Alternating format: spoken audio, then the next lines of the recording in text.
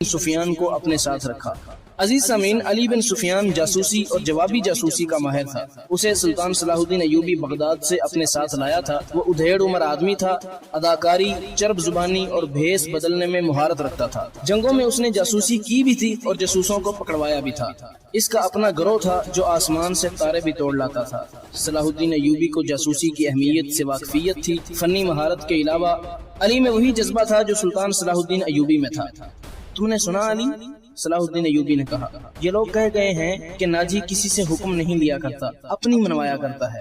ہاں، علی نے جواب دیا، میں نے سن لیا ہے۔ اگر میں چہرے پہچاننے میں غلطی نہیں کرتا تو میری رائے میں باڈی گارڈز کا یہ کمانڈر جس کا نام ناجی ہے ناپاک ذہنیت کا انسان ہے۔ اس کے متعلق میں پہلے سے بھی بہت کچھ جانتا ہوں۔ یہ فوج جو ہمارے خزانے سے تنخواہ لیتی ہے دراصل ناجی کی ذاتی فوج ہے۔ اس نے حکومتی حلقوں میں ایسی سازشیں کی ہیں جنہوں نے انتظامی ڈھانچے کو بے حد کمزور کر دیا ہے۔ آپ کا یہ فیصلہ بالکل بجا ہے کہ فوج میں یہاں کے ہر خطے کے سپاہی ہونے چاہیے۔ میں آپ کو تفصیلی معلومات فراہم کروں گا۔ مجھے شک ہے کہ سوڈانی فوج ناجی کی وفادار ہے، ہماری نہیں۔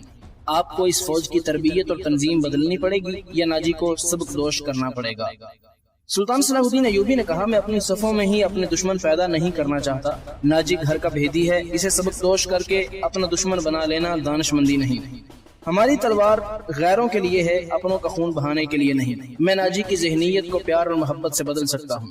تم اس فوج کی ذہنیت معلوم کرنے کی کوشش کرو، مجھے صحیح اطلاع دو کہ فوج کہاں تک ہماری وفادار ہے۔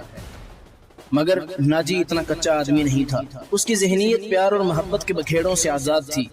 اسے اگر پیار تھا تو اپنے اقتدار اور شیطانیت سے تھا۔ اس لحاظ سے وہ پتھر تھا، مگر جسے اپنے جال میں پھانسنا چاہتا تھا اس کے سامنے موم ہو جاتا تھا۔ اس نے صلاح الدین ایوبی کے ساتھ یہی رویہ اختیار کیا۔ اس کے سامنے وہ بیٹھتا نہیں تھا، ہاں میں ہاں ملاتا چلا جاتا تھا۔